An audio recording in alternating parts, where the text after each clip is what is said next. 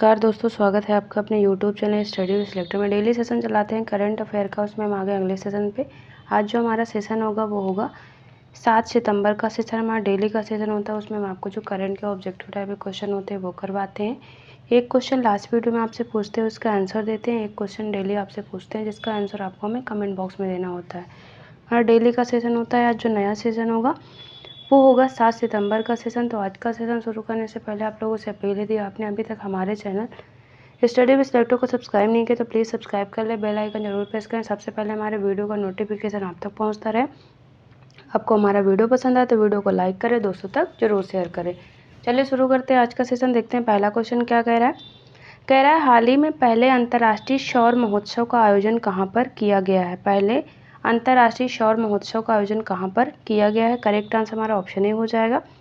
अभी हाल ही में भारत में पहले अंतर्राष्ट्रीय सौर महोत्सव का आयोजन किया गया है। तो करेक्ट आंसर हमारा ऑप्शन ए हो जाएगा। भारत की बात करें तो राजधानी यहाँ की नई दिल्ली है। यहाँ की मुद्रा है रुपया, यहाँ की मुद्रा है। फ्रांस की राजधानी पेरिस और यहाँ की मुद्रा क्या है, यूरो। जर्मनी की राजधानी बर्लिन है और यहाँ की मुद्रा भी यूरो है। ब्रिटेन की राजधानी लंदन और यहाँ की मुद्रा पाउंड स्टर्लिंग यहाँ की मुद्रा का नाम है।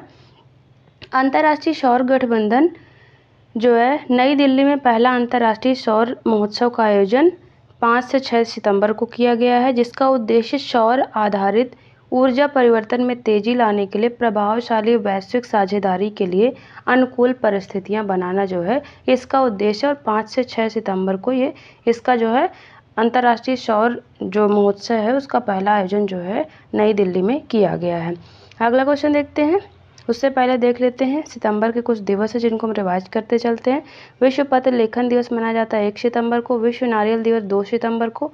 गगनचुंबी इमारत दिवस मनाया जाता है 3 सितंबर को। अंतर्राष्ट्रीय दान दिवस यानी इंटरनेशनल चैरिटी डे जो है वो 5 सितंबर को। और राष्ट्रीय शिक्षक दिवस भी 5 सितंबर को मनाया जाता है। अगला क्वेश्चन कह रहा है हाल ही में किसे इंटरनेशनल टेबल टेनिस फेडरेशन यानी ITTF फाउंडेशन का राजदूत नियुक्त किया गया। किसे international table tennis federation foundation का राजदूत नियुक्त किया गया। हमारा करेक्ट आंसर ऑप्शन बी हो जाएगा। अभी हाल ही में जो टेबल टेनिस प्लेयर हैं शरद कमल, उनको जो है international table tennis federation foundation का राजदूत नियुक्त किया गया। तो करेक्ट आंसर हमारा ऑप्शन बी हो जाएगा। टॉप टेबल टेनिस खिलाड़ी शरद कमल को अंतिम टेबल टेनिस जो UTT है सीजन 5 के 11वें दिन नेहरू स्टेडियम में इंटरनेशनल टेबल टेनिस जो फाउंडेशन है उसका पहला भारतीय राजदूत नियुक्त किया गया। हाल ही में संपन्न पेरिस ओलंपिक में भारत के पुरुष ध्वजवाहक ये रहे हैं। जो भी हाल ही में पेरिस ओलंपिक हुआ है 2024 के, उसके ये ध्वजवाहक रहे हैं। UTT के जो मौजूदा संस्करण है उसमें चेन्नई लायंस की एक कप्तानी भी कर रहे हैं। कौन, शरद कमल, जिनको अभी हाल ही में ITTF जो है फाउंडेशन उसका पहला भारतीय राजदूत नियुक्त किया गया। अगला क्वेश्चन देखते हैं। कह रहे हैं हाल ही में किस देश ने T20 क्रिकेट इतिहास में पावर प्ले में सबसे बड़ा स्कोर बनाया है। किस देश ने T20 क्रिकेट इतिहास में पावर प्ले में सबसे बड़ा स्कोर बनाया है। हमारा करेक्ट आंसर ऑप्शन बी हो जाएगा। ऑस्ट्रेलिया ने T20 क्रिकेट के इतिहास में पावर प्ले में सबसे अधिक रन बनाए हैं। तो करेक्ट आंसर ऑप्शन बी हो जाएगा। ऑस्ट्रेलिया की बात करें, राजधानी यहाँ की कैनबरा है और मुद्रा यहाँ की ऑस्ट्रेलियन डॉलर। इंग्लैंड की राजधानी लंदन और यहाँ की मुद्रा है पाउंड स्टर्लिंग। न्यूजीलैंड की राजधानी वेलिंगटन और यहाँ की मुद्रा है न्यूजीलैंडियन डॉलर। साउथ अफ्रीका की राजधानी केप टाउन और यहाँ की मुद्रा है रेंड। बात करें तो ऑस्ट्रेलिया ने जो है जबरदस्त प्रदर्शन करते हुए एडिनबर्ग के ग्रेंज क्रिकेट क्लब में स्कॉटलैंड के खिलाफ 6 ओवर में 113 रन का स्कोर बनाया है। T20 अंतर्राष्ट्रीय मैचों में किसी भी पूर्ण ICC सदस्य द्वारा सबसे ज़्यादा पावर प्ले स्कोर का नया विश्व रिकॉर्ड बनाया है। तो किसने बनाया, ऑस्ट्रेलिया ने। किसके खिलाफ, स्कॉटलैंड के खिलाफ बनाया है 113 रन का। इसके पहले जो है ये किसके नाम ये रिकॉर्ड दर्ज था, ये था साउथ अफ्रीका के नाम, जिन्होंने 6 ओवर में 102 रन बनाए थे और इन्होंने 113 रन बना के वो रिकॉर्ड को तोड़ दिया है। इसमें जो है ट्रेविस हेड ने 20 गेंदों में 80 रनों की पारी खेली है। आगे बढ़ते हैं। अगला क्वेश्चन कह रहा है हाल ही में राष्ट्रपति द्रौपदी मुर्मू ने कौन से विधि आयोग के गठन को मंजूरी दी। जो राष्ट्रपति द्रौपदी मुर्मू उन्होंने कौन से विधि आयोग के गठन को मंजूरी दी है। हमारा करेक्ट आंसर ऑप्शन ए हो जाएगा। अभी हाल ही में राष्ट्रपति द्रौपदी मुर्मू के द्वारा 23वें वित्त आयोग के जो विधि आयोग है उसके गठन को मंजूरी दी गई है। 23वें विधि आयोग के गठन को मंजूरी दी गई है राष्ट्रपति द्रौपदी मुर्मू द्वारा। बात करें तो हाल ही में विधि एवं न्याय मंत्रालय ने 1 सितंबर 2024 से 31 अगस्त 2027 तक 3 वर्ष की अवधि के लिए 23वें वित्त आयोग का गठन किया है। वर्ष 2020 में गठित 22वें वित्त आयोग के संदर्भ की शर्तों के अनुसार नवगठित पैनल को राज्य के नीति निर्देशक सिद्धांतों के आलोक में वर्तमान कानूनों का आकलन करने का कार्य सौंपा गया है। यह विधि और न्याय मंत्रालय भारत सरकार की अधिसूचना के माध्यम से कानूनी सुधारों के लिए कानून के क्षेत्र में अनुसंधान करने के लिए गठित एक गैर संवैधानिक निकाय है। याद रखने वाली बात है, ये एक गैर संवैधानिक निकाय है। विधि आयोग एक निश्चित कार्यकाल के लिए स्थापित किया जाता है और विधि एवं न्याय मंत्रालय के लिए एक सलाहकार निकाय के रूप में ये कार्य करता है। जो विधि एवं न्याय मंत्रालय है उसके एक सलाहकार के रूप में ये जो विधि आयोग है ये काम करता है।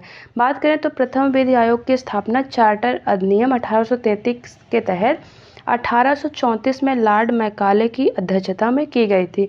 इसने भारतीय दंड संहिता और भारतीय प्रक्रिया संहिता के संहिताकरण की सिफारिश की थी। भारत सरकार ने वर्ष 1955 में स्वतंत्र भारत के पहले विधि आयोग की स्थापना की थी, जिसके अध्यक्ष भारत के तत्कालीन महान्यायवादी श्री M.C.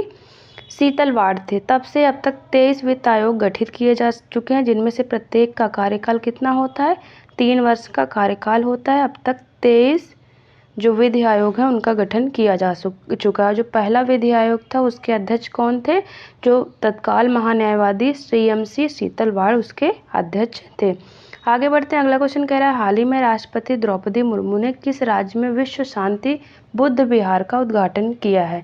हाल ही में राष्ट्रपति द्रौपदी मुर्मू ने किस राज्य में विश्व शांति, ये बुद्ध है, बुद्ध विहार का उद्घाटन किया है। हमारा करेक्ट आंसर ऑप्शन डी हो जाएगा। महाराष्ट्र में अभी हाल ही में विश्व शांति बुद्ध विहार का उद्घाटन राष्ट्रपति द्रौपदी मुर्मू के द्वारा किया गया। तो करेक्ट आंसर ऑप्शन डी हो जाएगा। महाराष्ट्र की बात करें तो राजधानी यहाँ की क्या है, मुंबई है। स्थापना दिवस 1 मई 1960। यहाँ के जो गवर्नर है CP राधाकृष्णन और यहाँ के CM है एकनाथ शिंदे, यहाँ के CM का नाम है। बात करें तो राष्ट्रपति द्रौपदी मुर्मू ने महाराष्ट्र के लातूर जिले में स्थित उदगीर में विश्व शांति बुद्ध विहार का उद्घाटन किया है। विहार में स्थापित भगवान बुद्ध की प्रतिमा का वजन 520 किलोग्राम है और यह 10.5 फीट ऊंची है। यह बुद्ध विहार कर्नाटक के कलबुर्गी में स्थित इसी तरह के विहार की तर्ज पर बनाया गया है। 1.15 हेक्टेयर में फैले इस विहार में 1200 लोग रह सकते हैं और इसका प्रवेश द्वार मध्य प्रदेश के सांची स्तूप द्वार के जो है उससे प्रेरित, इसका जो है मेन द्वार जो है वो उससे प्रेरित है। यहाँ पर 1200 लोग जो है वो रह सकते हैं। अगला क्वेश्चन देखते हैं, कह रहा है हाल ही में किसके द्वारा लिखित पुस्तक a journey from black gold to white gold का विमोचन किया गया है। किसके द्वारा लिखित पुस्तक a journey from black gold to white gold का विमोचन किया गया है। हमारा करेक्ट आंसर ऑप्शन सी हो जाएगा। कुलदीप गुप्ता के द्वारा लिखित पुस्तक a journey from black gold to white gold का अभी हाल ही में विमोचन किया गया है। तो करेक्ट आंसर हमारा ऑप्शन सी हो जाएगा, कुलदीप गुप्ता। कुलदीप गुप्ता की बात करें तो श्री कुलदीप गुप्ता ऊर्जा क्षेत्र में एक प्रतिष्ठित नेता हैं, जिन्होंने इकोनॉमिक टाइम्स एनर्जी वर्ल्ड द्वारा मध्य पूर्व के लिए फ्यूचर एनर्जी लीडर पुरस्कार से भी सम्मानित किया गया है। आज बात करें तो Shri Gupta lithium ion cell निर्माण और नवीकरणीय ऊर्जा परियोजनाओं में पहलों की अगुवाई कर रहे हैं, जिसमें क्षेत्र की पहले गीगा फैक्ट्री की अभूतपूर्व स्थापना भी शामिल है। ये जो बुक है इसकी बात करें तो यह एक आकर्षक कथा जो करण है, एक नाम है, करण की यात्रा पर अनुसरण करती है। ऐसे व्यक्ति जिसका तेल और गैस उद्योग में करियर उसे जीवाश्म ईंधन द्वारा उत्पन्न तत्काल पर्यावरणीय और नैतिक दुविधाओं का सामना करने के लिए प्रेरित करता है, जो अंततः अक्षय ऊर्जा की ओर बदलाव को प्रेरित करता है। तो एक जो किरदार है जिसका नाम है करण, तो उन्हीं के ऊपर उनको इसमें किरदार दिया गया है और ऐसे व्यक्ति का है जो जिसे तेल और गैस उद्योग में करियर और जीवाश्म ईंधन द्वारा उत्पन्न तत्काल पर्यावरणीय और नैतिक दुविधाओं का सामना करने के लिए प्रेरित करता है। आगे बढ़ते हैं, अगला क्वेश्चन कह रहा है हाल ही में 2 दिवसीय ग्लोबल आर्टिफिशियल इंटेलिजेंस शिखर सम्मेलन 2024 कहाँ आयोजित किया गया। 2 दिवसीय ग्लोबल आर्टिफिशियल इंटेलिजेंस शिखर सम्मेलन 2024 कहाँ पर आयोजित किया गया है। हमारा करेक्ट आंसर ऑप्शन ए हो जाएगा। अभी हाल ही में जो तेलंगाना की राजधानी हैदराबाद है वहाँ पर 2 दिवसीय ग्लोबल आर्टिफिशियल इंटेलिजेंस शिखर सम्मेलन 2024 का आयोजन किया गया है। तो करेक्ट आंसर हमारा ऑप्शन ए हो जाएगा। बात करें तो मुख्यमंत्री रेवंत रेड्डी शहर के हैदराबाद अंतर्राष्ट्रीय कन्वेंशन सेंटर में तेलंगाना सरकार द्वारा आयोजित 2 दिवसीय वैश्विक AI शिखर सम्मेलन 2024 का उद्घाटन करेंगे। AI को सभी के लिए उपयोगी बनाना थीम है इसकी। AI को सभी के लिए उपयोगी बनाना थीम के साथ शिखर सम्मेलन में प्रौद्योगिकी से जुड़े विभिन्न पहलुओं पर व्यापक चर्चा जो है यहाँ पर की जाएगी। साथ ही AI को आगे बढ़ाने की तेलंगाना की महत्वाकांक्षा को बढ़ाने और वैश्विक नवाचार केंद्र के रूप में अपने स्थिति को मजबूत करने में इसमें मदद मिलेगी। तो हैदराबाद में अभी हाल ही में इसका उद्घाटन किया गया है। अगला क्वेश्चन देखते हैं, कह रहा है हाल ही में किस बैंक ने भारत में गिग वर्कर्स के लिए वित्तीय पैकेज गीगा लॉन्च किया है। किस बैंक के द्वारा भारत में गिग वर्कर्स के लिए वित्तीय पैकेज गीगा लॉन्च किया गया। हमारा करेक्ट आंसर ऑप्शन ए हो जाएगा।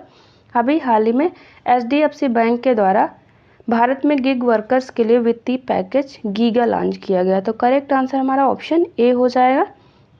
बात करें तो HDFC बैंक ने भारत में गिग वर्कर्स और जो फ्रीलांसर हैं उनके लिए विशेष रूप से डिज़ाइन किए गए वित्तीय उत्पादों और सेवाओं का एक नया सेट गीगा पेश किया है। इस पहल का उद्देश्य व्हाइट कॉलर से लेकर पिंक कॉलर भूमिकाओं तक विभिन्न नौकरी क्षेत्रों में अनुमानित 30 से 50 मिलियन गिग वर्कर्स को सेवाएं प्रदान करना है। नई पेशकशों में बचत और चालू खाते, डेबिट और क्रेडिट कार्ड, स्वास्थ्य बीमा, लचीले निवेश विकल्प और अनुकूलित परिसंपत्ति उत्पादों जैसे वित्तीय उपकरणों की एक श्रृंखला को शामिल किया गया।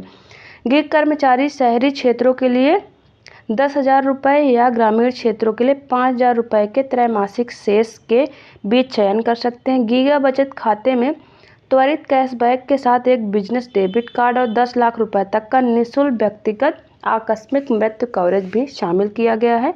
यह कार्ड 55 दिनों की ब्याज मुक्त क्रेडिट अवधि प्रदान करता है और इसमें त्वरित पुरस्कार कार्यक्रम शामिल किए गए हैं। HDFC एर्गो के माध्यम से गिग श्रमिकों और उनके परिवारों के लिए 20 रुपये प्रतिदिन से शुरू होने वाले प्रीमियम पर स्वास्थ्य कवरेज भी उपलब्ध की गई है। 20 रुपये प्रतिदिन से शुरू होने वाले जो प्रीमियम स्वास्थ्य कवरेज है उसको भी इसमें ऐड किया गया है। अगला क्वेश्चन देखते हैं, कह रहा है हाल ही में पेरिस पैरालंपिक 2024 में कपिल परमार ने कौन सा पदक जीता है। पेरिस पैरालंपिक 2024 में कपिल परमार ने कौन सा पदक जीता। हमारा करेक्ट आंसर ऑप्शन सी हो जाएगा। ब्रॉन्ज मेडल अपने नाम किया है कपिल परमार ने पेरिस पैरालंपिक 2024 में। बात करें तो कपिल परमार ने पेरिस जो पैरालंपिक 2024 में इतिहास रच दिया। पुरुषों के 60 kg J1 वर्ग में कांस्य पदक के साथ वह जूडो में पैरालंपिक पदक जीतने वाले पहले भारतीय बन गए। इसलिए क्वेश्चन इंपॉर्टेंट हो जाता है कि जूडो में पैरालंपिक पदक जीतने वाले वो पहले भारतीय बन गए हैं। दृष्टि दोष वाले एथलीटों को J1 श्रेणी में वर्गीकृत किया जाता है। वो सामान्य दृष्टि वाले व्यक्ति की तुलना में बहुत कम देख सकते हैं। तो इन्होंने 60 kg J1 वर्ग में कांस्य पदक जीता है। जूडो में जो है भारत का पहला पैरालंपिक पदक है, जीतने वाले पहले भारतीय बन गए हैं। आगे बढ़ते हैं, अगला क्वेश्चन कह रहा है हाल ही में लॉरियल पेरिस ने किसे अपना वैश्विक ब्रांड एम्बेसडर घोषित किया। किसने? लॉरियल पेरिस ने किसे अपना वैश्विक ब्रांड एम्बेसडर घोषित किया। हमारा करेक्ट आंसर ऑप्शन ए हो जाएगा। अभी हाल ही में आलिया भट्ट को लॉरियल पेरिस ने अपना वैश्विक ब्रांड एम्बेसडर घोषित किया। तो करेक्ट आंसर हमारा ऑप्शन ए हो जाएगा। बात करें तो अग्रणी फ्रांसीसी कॉस्मेटिक निर्माता लॉरियल पेरिस ने बॉलीवुड अभिनेत्री आलिया भट्ट को अपना नया वैश्विक ब्रांड एम्बेसडर बनाया है। सितंबर 2024 से आलिया भट्ट इस प्रतिष्ठित ब्रांड के विज्ञापन अभियानों की चेहरा होंगी। तो ये फ्रांस की एक कॉस्मेटिक निर्माता कंपनी है लॉरियल पेरिस, जिसने अभी हाल ही में आलिया भट्ट को अपना वैश्विक ब्रांड एम्बेसडर बनाया है।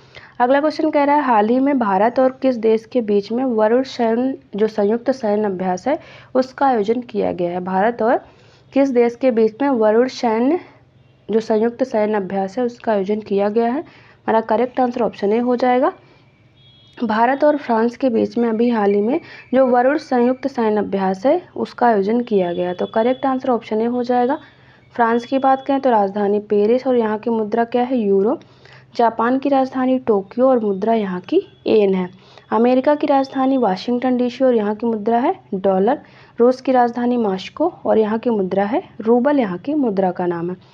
बात करें तो 2 से 4 सितंबर 2024 के मध्य भारत फ्रांस द्विपक्षीय नौसैन्य अभ्यास, ये नौसेना का अभ्यास है, वरुण का 22वां संस्करण भूमध्य सागर में आयोजित किया गया है। 22वां संस्करण है और भूमध्य सागर में आयोजित किया गया और नौसेना जो है उसका ये द्विपक्षीय अभ्यास है। भारतीय नौसेना का P-8I विमान फ्रांसीसी नौसेना के साथ इस अभ्यास में भाग लेने के लिए फ्रांस के एयरबेस 125 स्ट्रेट ले ट्यूब पर पहुंचा है। भारत और फ्रांस की नौसेनाओं के बीच द्विपक्षीय अभ्यास वर्ष 1993 में शुरू किया गया था। वर्ष 2001 में इस अभ्यास का नाम वरुण कर दिया गया था।